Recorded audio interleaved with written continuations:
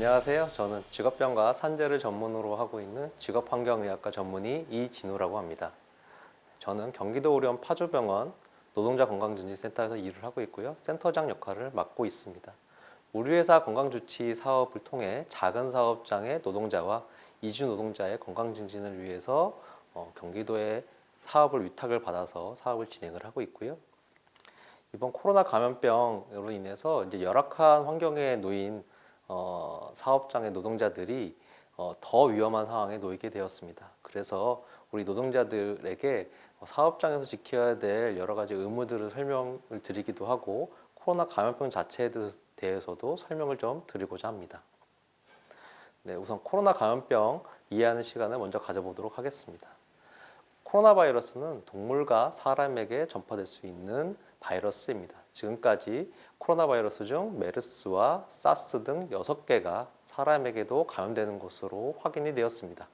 코로나19 바이러스는 7번째로 사람에게 감염이 가능하다고 알려져 있는 바이러스입니다. 이 코로나19 바이러스의 공식 명칭은 사스코브2입니다. 2003년 유행한 사스 바이러스와 유전적으로 유사하다 하여 2가 붙었습니다. 이 바이러스에 의한 감염증을 일반적으로 코비드19라고 부르고 있습니다. 코로나의 코, 바이러스의 B, 질병의 D. 그래서 2019년에 최초로 발견했다 해서 19를 조합해서 코비드19입니다. 코로나 바이러스의 치명률을 살펴보도록 하겠습니다. 치명률은 확진된 사람 중에서 사망한 사람의 비율을 의미합니다. 4월 8일 기준으로 전 세계적으로는 치명률이 2.1%이고 1억 3천만 명이 확진이 되고 290만 명이 사망을 했습니다. 미국, 브라질 순으로 확진자가 많습니다. 한국은 전 세계 순위는 86위이고요. 확진자가 10만 명을 넘어섰습니다. 치명률은 전 세계 평균인 2.1%보다 낮은 1.6%입니다.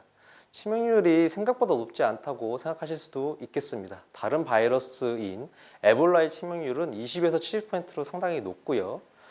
코로나 바이러스 중에 다른 종류인 사스와 메르스는 10에서 20%의 치명률을 보이고 있기 때문입니다. 하지만 바이러스의 위험성은 치명률로만 판단하지는 않습니다. 얼마나 많이 전파되는가도 상당히 중요하기 때문에 이제 그런 부분들을 감안해서 보셔야 되고요.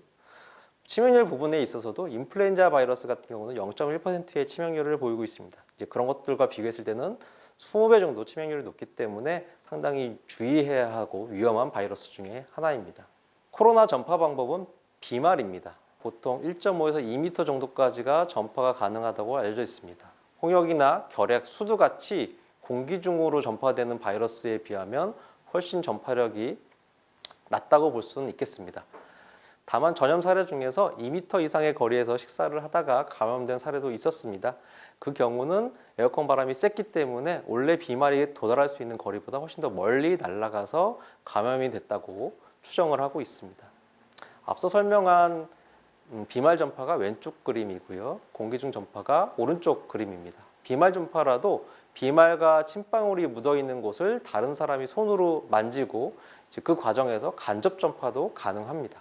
따라서 마스크 사용으로 침이 밖으로 나가지 않게 하고 자주 손소독을 하여 간접 전파를 예방하는 것이 중요하겠습니다. 이어서 코로나19 현 상황과 예측에 대해서 설명드리겠습니다. 4월 8일 기준으로 전 세계 1억 3천만 명이 감염이 됐습니다.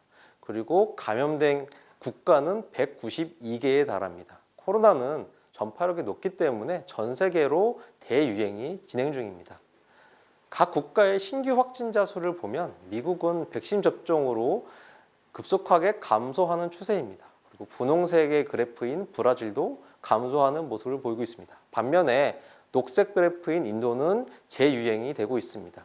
한국도 재유행이 된 양상을 보이고 있습니다. 매일 600명에서 700명의 신규 확진자가 발생하고 있고요. 작년 말까지는 증가 속도가 그렇게 빠르지 않았는데 최근 3개월 동안의 증가 속도가 급속하게 높아져서 아주 위험한 상황에 도달했습니다. 백신 접종이 2월 말부터 시작되긴 했지만 백신 접종의 효과는 올해 상반기를 지나서야 좀 나타날 가능성이 높습니다. 그래서 수도권은 이제 지역의 사회적 거리 두기를 2단계로 유지를 하고 있습니다. 서울, 인천, 경기 등 수도권과 대전, 전주, 완주, 순천, 부산, 진주, 거제가 여전히 2단계 거리두기를 하고 있는 지역입니다. 한국에서 연령별로 확진자의 비율은 50대, 60대 순으로 높습니다. 하지만 치명률은 80대 이상에서 상당히 높은 치명률을 보이고 있습니다. 70대 이상은 20%의 치명률을 보이고 있고요. 70대는 6.2%입니다. 80대가 코로나에 감염이 되면 5명 중에 1명은 사망할 수 있다는 얘기입니다. 상당히 위험한 수준이고요. 그래서 이 코로나 감염의 유행에 대해서는 3가지 정도의 가설이 있는데 현재로서는 가을, 겨울의 대유행 이후에 소규모 유행이 발생할 수 있다는 2번째 모델에 가깝다고 보여집니다. 그리고 우리나라 같은 경우는 백신 접종을 시작했기 때문에 이런 것들을 감안해서 추이를 봐야 되겠습니다. 이어서 코로나19의 임상 양상에 대해서 말씀드리겠습니다. 코로나 바이러스에 노출되어 감염된 사람은 평균 5일 정도 잠복기를 지나서 증상이 생깁니다. 그리고 증상이 생기기 3일 정도부터는 다른 사람에게도 바이러스 전염이 가능합니다. 이 사람이 다른 사람에게 바이러스를 전염시켜서 그 사람에게도 증상이 발생하는 데까지 걸리는 시기를 세대기라고 합니다. 이 또한 평균 5일 정도 걸립니다. 여기서 여러 가지 문제들을 확인할 수가 있겠는데요. 첫 번째는 증상이 발생하기 전에도 3일간은 바이러스가 배출돼서 다른 사람을 감염시킬 수 있다는 겁니다. 두 번째는 증상이 발생해서 코로나 검사를 받고 격리 조치돼서 입원까지 기간이 보통 3, 4일 정도가 걸리는데 이 기간에도 다른 사람을 감염시킬 수 있다는 겁니다. 결국 7일 정도를 감염이 위험한 상태에서 이 사람이 지역사회에서 돌아다닐 수 있다는 의미이죠. 그래서 이런 특성들 때문에 코로나 바이러스는 지역사회 전파가 잘 되고 있습니다.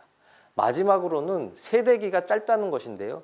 세대기가 짧기 때문에 코로나19는 선행 감염자와 후행 감염자의 증상 발생 간격이 짧습니다. 그래서 이런 것들이 급속한 전파를 야기하는 원인 중에 하나입니다. 코로나의 이런 특성을 잘 이해하고 이에 맞춰서 예방을 하는 것이 대응에 상당히 중요한 부분입니다. 코로나19가 전 세계로 확산된 이유에 대해서 말씀드려 보겠습니다. 전파력을 결정하는 요소는 감염 재생산 지수와 세대기 2가지입니다. 감염 재생산 지수는 집단 내 감염성이 있는 환자 1명이 감염 전파가 가는 기간에 전염시키는 평균 사람 수입니다. 보통 R값이라고 하는데요. 이 R값이 1을 넘지 않게 하는 게 상당히 중요합니다. 1을 넘는다면 최소한 한 사람 이상이 추가적으로 감염될 수 있다는 의미라서 유행이 지속될 수 있다는 뜻입니다. R값은 감염될 확률, 접촉률, 전파 가능 기간과 관련이 있습니다. 이런 요인들을 마스크 착용, 사회적 거리두기 강화, 검사량 늘리기 등으로 줄일 수 있습니다. 한국에서 코로나19의 R값이 초기에는 2에서 3 정도로 높았지만 올해 초에는 1 아래로 떨어지기도 했었습니다. 하지만 최근에 확산세로 바뀌면서 1.1인 상황입니다. 그래서 다시 재유행이 되고 있고 상당히 많은 사람들이 확진이 되고 있고요. 참고로 사스는 4, 메르스는 0.9, 신종플루는 1.5 정도의 R값을 가지고 있었습니다. 감염 재생산 지수가 방역 대책을 통해서 낮아질 수는 있지만 세대기는 바이러스가 가지고 있는 고유의 성질입니다. 이 세대기가 매우 짧은 것이 코로나19의 특징이라고 말씀드렸고 전파력이 높은 이유 중에 하나입니다. 중증도는 낮지만 세대기가 짧아서 상대적으로 큰 전파력을 가지고 있고 이것이 전 세계적인 범유행을 만들게 되었습니다. 게다가 무증상 환자가 많습니다. 4명의 감염자 중에 1명 정도가 확진되는 것으로 추정하고 있고 무증상자도 다른 사람을 전염시킬 수 있는 것으로 알려져 있습니다. 인구 절반가량이 면역력을 얻어야 유행이 종료될 수 있을 것으로 보입니다. 코로나19의 고위험군은 65세 이상인 사람, 당뇨, 고혈압 등 기저질환이 있는 사람, 암 환자, 비만, 장기직한 사람, 흡연자 등입니다. 코로나 바이러스는 호흡기 질환을 주로 유발하기 때문에 관련된 질병을 가지고 있는 사람들이 더욱 취약하겠습니다. 코로나 바이러스가 폐렴을 유발하고 더욱 심각한 호흡곤란 증후군까지 유발해서 위험해질 수 있습니다. 대부분의 사람은 가벼운 감기 증세로 지나가고 간혹 폐렴까지 진행하기도 하는데 고위험군들은 아까 말씀드린 증후군까지 진행될 가능성이 높기 때문에 특별한 주의가 필요합니다. 감염 재생산 지수를 1 아래로 낮추는 사회적 거리두기 실천이 매우 중요하고요. 이것들을 잘 따라서 감염 재생산 지수를 낮추는 노력들을 다 같이 해주셨으면 좋겠습니다. 지금까지 코로나19 전반에 대해서 살펴보았지만 좀 더 궁금한 점들이 있을 것 같아서 Q&A 방식으로 설명을 드리겠습니다. 첫 번째, 치명률이 낮으니까 약간 심한 감기 정도라고 생각하는 분들도 계실 것 같습니다. 코로나 한국 치명률은 1.6%이지만 80대 이상의 치명률은 20%를 넘고 있습니다. 인플루엔자 바이러스의 치명률이 0.1%인 걸 감안하면 상당히 위험한 바이러스입니다. 코로나19 검사에 비용이 많이 발생한다고 아시는 분도 계실 겁니다. 시기에 따라서 상황에 따라서 검사 비용이 발생하기도 했지만 2021년 4월 7일부터는 모든 보건소에서 사회적 거리두기 단계와 상관없이 누구라도 코로나19 검사를 무료로 받을 수가 있게 되었습니다. 등록이든 미등록이든 이주민도 모두 무료로 가능합니다. 보건소나 자세한 문의는 1345 법무부 전화나 1577-0071 노동부 전화로 확인하실 수가 있겠고요. 9시부터 6시까지는 통역 서비스도 제공받을 수 있겠습니다. 하지만 병원 입원이나 해외 출국 같은 경우는 증명서를 따로 발급을 받아야 됩니다. 이 경우는 기관마다 좀 다르긴 하지만 10만 원 내외의 비용이 발생할 수 있겠습니다. 치료제가 있으니 백신 맞을 필요가 없다고 생각하시는 분도 계실 것 같습니다. 또한 백신에 대한 부작용이 여과 없이 언론에 노출이 되면서 백신에 대한 막연한 불안감도 많이들 가지고 계실 겁니다. 치료제부터 말씀을 드리자면 대표적인 치료제는 렘데시비르입니다. 이 치료제는 치료 기간을 15일에서 10일 정도로 단축해주는 역할들을 하고 있습니다. 하지만 중환자의 경우는 이 치료제로 인해서 사망률이 낮아지지 않는다고 알려져 있습니다. 그래서 치료제 자체가 그렇게 효과적이라고 볼 수가 없는 셈이죠. 반면에 백신 같은 경우는 항체 형성률이 상당히 높은 것으로 알려져 있고요. 다만 우려하시는 부작용 같은 경우는 모든 백신이 가지고 있는 지점입니다. 그런 부작용에도 불구하고 이득이 더 많고 부작용이 심각한 것이 아니라면 백신을 접종하는 것이 의학적으로 많습니다. 대부분의 전문가들은 코로나 백신 접종으로 인한 이득이 훨씬 크기 때문에 반드시 접종을 해야 된다고 공고를 하고 있습니다. 그 다음으로 치료 비용에 대한 것인데요. 전액 무료이고요. 치료를 받게 되거나 자가격리 시에는 여러 가지 정책으로 휴가도 가능합니다. 다만 이 경우에 사업주가 정부에 신청을 해서 지원금을 받게 되겠고요.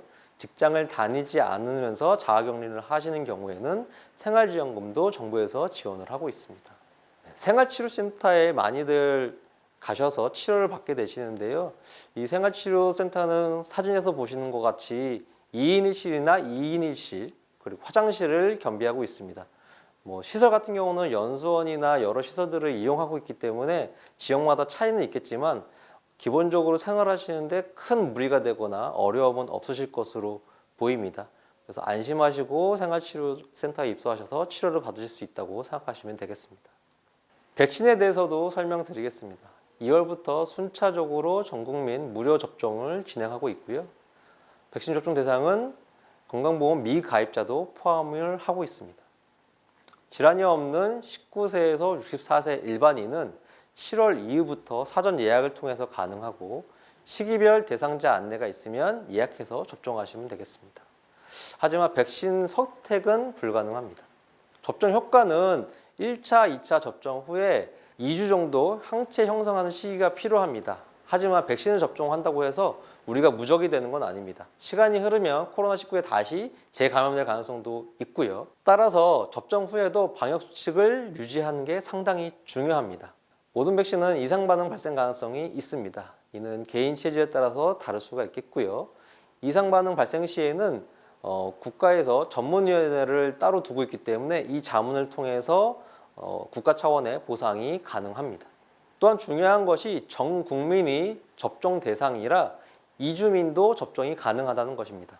다만 미등록 등 외국인 등록번호가 없는 경우에는 예방접종 시행비라고 하는 행위료가 지급이 어렵습니다. 그래서 이 경우는 일반 병원이 아니고 보건소에 방문하시면 이 비용들이 처리가 될 수 있겠습니다. 다만 여행으로 90일 미만으로 단기 체류하시는 외국인들은 접종 대상에서 제외가 됩니다. 사업장 코로나19 집단 감염 사례를 살펴보겠습니다. 한 요양병원에서는 작년 2월 직원 중 첫 확진자가 발생을 했습니다. 3일 후에는 환자 말고 간병인도 확진이 됐고요. 그래서 그날 병원 전체가 폐쇄 명령이 내려졌습니다.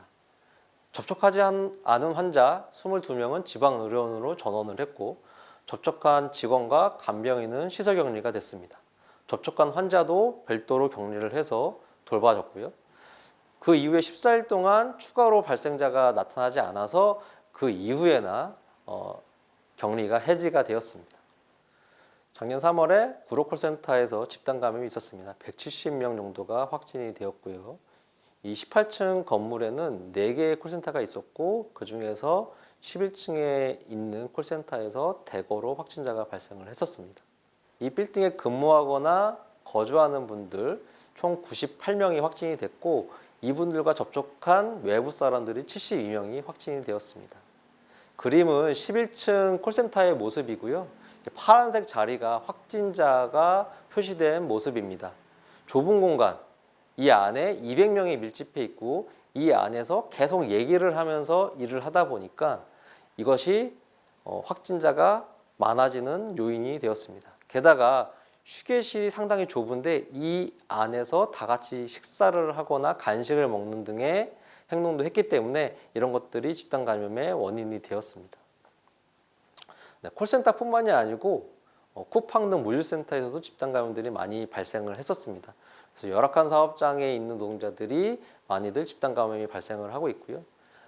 올해 2월에는 아산의 한 공장에서 공장 직원 103명이 확진이 되었습니다. 그리고 그 외부의 다른 사람도 연관돼서 100명이 추가로 확진이 되었고요. 이 공장에는 640명이 넘는 사람들이 일을 하고 있는데, 여러 개의 건물 중에 한 건물에 집중돼서 확진자가 많이 발생을 했었습니다. 공용 탈의실, 소파, 음료 자판기, 공용 회의실 테이블 이런 데서 바이러스가 검출이 됐고, 심지어 사무실의 온풍기에서도 바이러스가 나왔었습니다. 전형적인 산밀이라고 하는데요. 밀접하고 밀집되어 있고 밀폐된 환경이라서 더욱 피해가 컸습니다. 밀접하다는 것은 사람들끼리서 붙어 있다는 뜻이고, 밀집이라는 것은 좁은 공간 안에 여러 사람들이 있다는 것이고요. 밀폐는 환기가 되지 않는 그런 공간이라는 뜻입니다. 그리고 최근에는 경기도의 여러 사업장에서도 집단 감염이 발생을 했었습니다. 이 지역은 이주 노동자가 많이 일을 하고 있어서 확진자 중 대다수가 외국인이었습니다. 하지만 감염은 공장이 운영되는 시스템과 감염에 얼마나 취약한가가 중요하지 외국인이 문제는 아닙니다. 방역당국이나 지자체도 이 점을 알면서도 이주 노동자에 대한 전수조사를 진행을 했었습니다. 사실 이주 노동자의 열악한 기숙사와 주거시설이 핵심 문제입니다. 사업주가 제공한 이 공간에 감염이 취약한 것이지 이주 노동자 자체가 감염 원인은 결코 아닙니다. 사업장은 산밀 환경에 대한 개선이 필요합니다. 감염병에 대한 관리자를 두어서 작업장 내부와 마스크 착용을 점검하고, 휴게 시간에 휴게실, 식당에서의 식사 시, 집단 기숙사생활까지 전반에 대한 조치와 개선이 같이 병행돼야 됩니다. 코로나19 예방을 위한 사업주의 의무를 설명드리겠습니다. 산업안전보건법에서는 감염병 예방을 위해서 사업주가 지켜야 될 내용들을 명시하고 있습니다. 병원체에 의한 건강장애를 예방하기 위해서 보건조치를 하는 것이 사업주의 의무입니다. 또한 감염자가 발생을 하면 이 사람에게 일하는 것을 금지하거나 제한해야 하고, 건강을 회복했을 때는 지체 없이 이 사람을 근로할 수 있도록 명시하고 있습니다. 사업장 내 방역 체계를 구축하고 노동자들을 안내, 교육하는 것도 사업주의 의무입니다. 증상자는 출근하지 않고 경과 관찰을 하게 하고 시간을 나누어 출퇴근하는 것이 중요합니다. 작업 공간의 밀집도를 낮추고 주기적으로 소독과 환기하는 것도 사업주가 해야 될 의무입니다.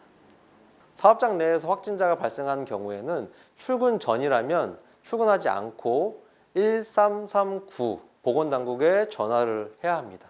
또한 증상 발생 3일 전에 사업장에서 노무를 제공한 사람이나 방문한 사람에게도 확진자가 발생했다는 것을 알려주는 게 중요하겠습니다.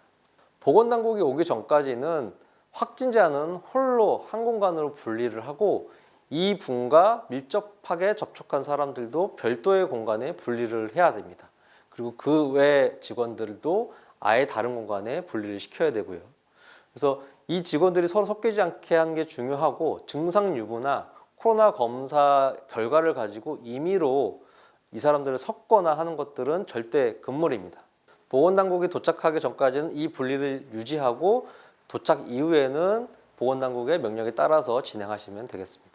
확진자가 다시 일을 할 수 있는 조건에 대해서 좀 말씀드리겠습니다. 무증상 확진자의 격리 해제 기준은 임상 경과 기반과 검사 기반 두 가지입니다. 둘 중 하나만 만족해도 업무 복귀가 가능하고요. 임상 경과 기반은 무증상일 경우 확진일로부터 10일이 지나기만 하면 해제가 가능합니다. 검사 기간은 코로나 검사라고 하는 PCR 검사를 2회 연속 음성으로 결과가 나오면 이 검사를 통과하는 겁니다. 격리 해제가 되면 의료기관이나 생활치료센터에서 격리 해제 확인서를 지급받을 수 있습니다. 사업주는 격리 해제 확인서를 제출한 노동자에게 별도로 음성 확인서를 제출하라는 요구를 할 수는 없습니다. 둘 중에 하나만 만족하면 되는 것이기 때문에 반드시 음성 확인서가 제출될 필요는 없고요. 격리 해제 확인서만 있으면 됩니다. 그리고 이 경우에 유급병가는 가능하지만 무급병가를 강제하게 되면 휴업수당을 지불해야 합니다. 사업주는 복귀한 노동자에 대해서 불이익을 금지하고 정상적으로 업무를 수행할 수 있도록 조력해야 됩니다. 인사상 불이익이 있거나 퇴사를 강요하거나 따돌림 같은 경우가 발생을 하면 이는 근기법 위반 사항입니다.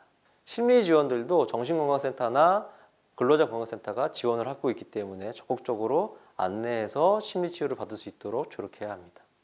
백신을 접촉하면 이상 증상이 발생을 할 수가 있습니다. 접종 당일에는 접종에 필요한 시간이 주어져야 되고, 접종 후에는 이상 증상이 나타나는 경우 접종 당일에 최대한 휴가를 부여할 수 있도록 하고, 의사소견 등 별도의 서류가 없이도 하루에 휴가를 부여할 수 있도록 보건당국이 권장하고 있습니다. 소독에 대해서 말씀드리겠습니다. 소독은 뿌리는 방식은 절대 권장드리지 않고요. 닦는 방식을 취하셔야 됩니다. 소독제는 우리가 흔히 알고 있는 락스를 사용하시면 되고요. 물 500ml에 락스 10ml를 섞어서 그것을 걸레로 우리가 자주 사용하는 부분을 닦아주시면 됩니다. 바닥 같은 경우도 절대 뿌리지 마시고요. 대걸레로 아까 말씀드린 소독제를 이용해서 바닥을 닦으면 충분하겠습니다. 네, 신종감염병이 유행을 하고 있고, 예전에 발생했던 신종감염병도 재유행을 반복하고 있습니다. 코로나19를 잘 넘기는 것도 중요하지만 이 위기를 넘겼다고 끝이 아니란 얘기입니다. 유사한 감염병 유행으로 언제든지 우리는 위기에 봉착할 수 있겠습니다. 따라서 감염병의 토착화와 신종감염병에 대한 대응 체계를 사업장에서도 마련하는 것이 필요합니다. 우리는 코로나19가 집단 감염을 일으킬 수 있고 사업장에 상당히 위험할 수 있다는 것들을 확인을 했습니다. 사업장 내 시설에 대한 보안과 체계 개선이 필요하고, 사업장 내 열악한 기숙사 시설에 대해서도 개선이 필요합니다. 감염병에 대한 집단 감염 예방 체계를 사업장도 갖춰 나가는 노력이 필요합니다. 들어줘서 감사합니다.